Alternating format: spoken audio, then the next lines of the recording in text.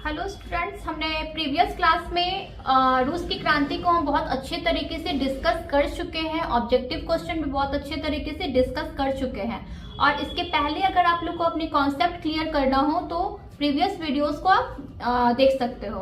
तो आज हम क्या करते हैं, 10th बोर्ड जिन लोगों को देना है, कैसे दीर्घ उत्तरीय प्रश्न आप लोग को लिखने हैं। ठीक है, लिखने का तरीका हम लोग सीखेंगे और हर डेली हम लोग 10th बोर्ड के हर डेली एक टॉपिक को हम लोग लिखने की कोशिश करेंगे और समझने की कोशिश करेंगे।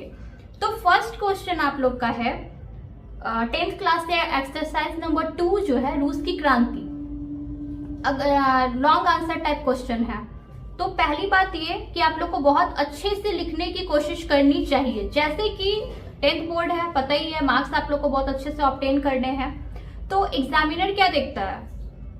एग्जामिनर देखता है कि बात आप नहीं बना के चलो। बहुत सारे स्टूडेंट्स लोग को मैंने देखा है, नोटिस किया है कि वो लॉन्ग आंसर टाइप क्वेश्चन में क्या होता है, बस कुछ भी बात बना के निकल जाते हैं। तो ये गलती आप लोग को नहीं करनी है। आप लोग एग्जामिनी हो, आप लोग को बहुत अच्छे तरीके से लॉन्ग आंसर टाइप लिखने की कला आनी चाहिए। अभी से अगर आप लोग लिखने की कोशिश नहीं करोगे तो अगर आप लोग को बीपीएससी देना है, आगे यूपीएससी का एग्जाम देना है, तो कोई भी पीसीएस का एग्जाम देना है, तो आप लोग की जो हैंड राइटिंग है बहुत अच्छी होनी चाहिए, कंटेंट नॉलेज बहुत अच्छा होना चाहिए। तो अभी से आप लोग बहुत अच्छे तरीके से प्रयास करने की कोशिश करो। ठीक है, मेरा यही मकसद है। अगर आप कुछ भी टॉपिक लिखते हो, कुछ भी चीजें लिखते हो, तो आप लोग को क्या है, पॉइंट वाइज होना चाहिए। आपने कुछ भी आंसर शीट पे कुछ भी मतलब आंसर दिया तो एग्जामिनर को साफ साफ दिखना चाहिए कि आपने क्या लिखा है। ठीक है, तो आज हम स्टार्ट करते हैं बिना लेट किए हुए, बिना देरी किए हुए हम लोग आज लिखने का प्रयास करेंगे। आप लोग लिख सकते हो, साथ में समझने की कोशिश करो, स्क्रीनशॉट्स भी आप लोग ले सकते हो। तो आज का क्वेश्चन हम लोग का है, फर्स्ट क्वेश्चन है 1917 की रूसी क्रांति के प्रमुख कारणों का संक्षिप्त विवरण दें। अगर ये क्वेश्चन ऐसे मतलब 1917 की रूसी क्रांति के कारण है। सेकंड, अगर ऐसे नहीं आया और या अगर आ गया कि 1917 रूस की क्रांति को जन्म देने वाली परिस्थितियों की संक्षिप्त में व्याख्या करें। सेम है, बस पूछने का तरीका अलग है, आप लोग को अपना दिमाग लगाना है। या 1917 की रूसी क्रांति के पूर्व की राजनीतिक, सामाजिक एवं आर्थिक परिस्थितियों का विवरण दे। अब हम देखते हैं।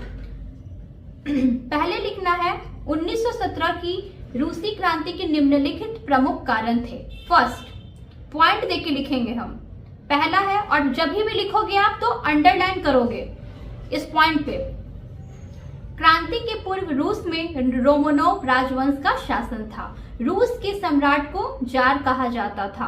रूस निरंकुश राजतंत्र का गढ़ था। रूस की सारी शक्तियां जार के हाथों में केंद्रित थी। जार को प्रजा के सुख दुख की चिंता एकदम नहीं थी।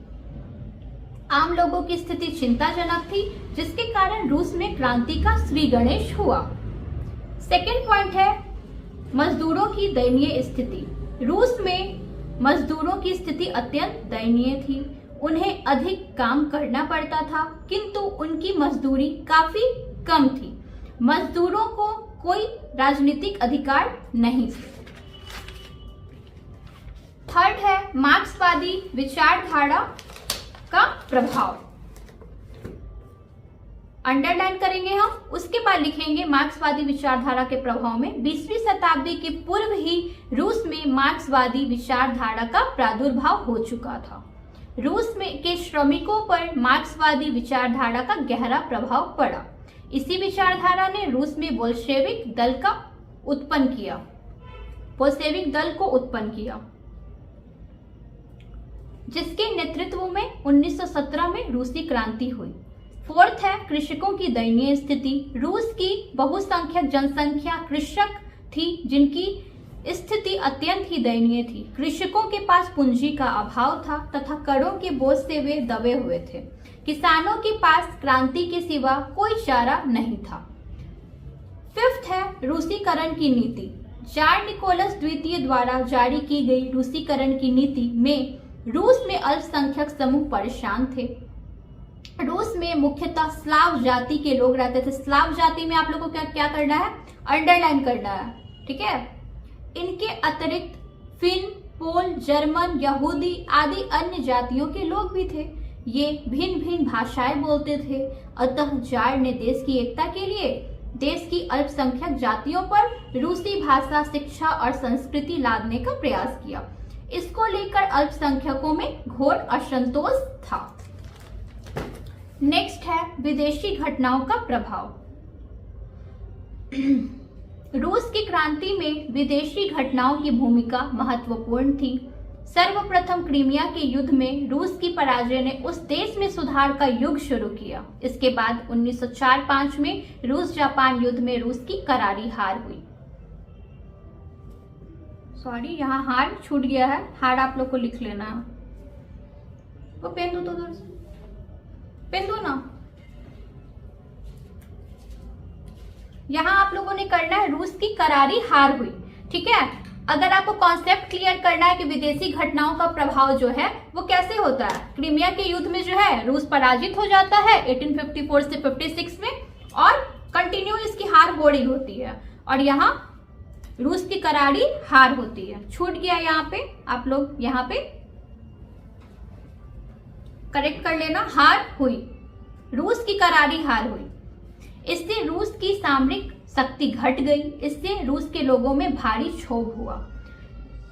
7वां पॉइंट है रूस में बुद्धिजीवियों का योगदान। रूस में क्रांति के पूर्व एक वैचारिक क्रांति भी देखी जा सकती थी। लियो टॉलस्टॉय, अब ये बुद्धिजीवियों के कुछ आप लोग को नाम इसमें मेंशन करने हैं और अंडरलाइन भी करना है, जिससे एग्जामिनर को दिखे कि एग्जामिनर ने बात नहीं बनाया है, पूरे कंटेंट बहुत अच्छे तरीके से लिखे, तभी आप लोग को मार्क्स अच्छे मिलेंगे और एक अच्छी लेखन शैली भी क्या होगी आप लोग की विकसित होगी।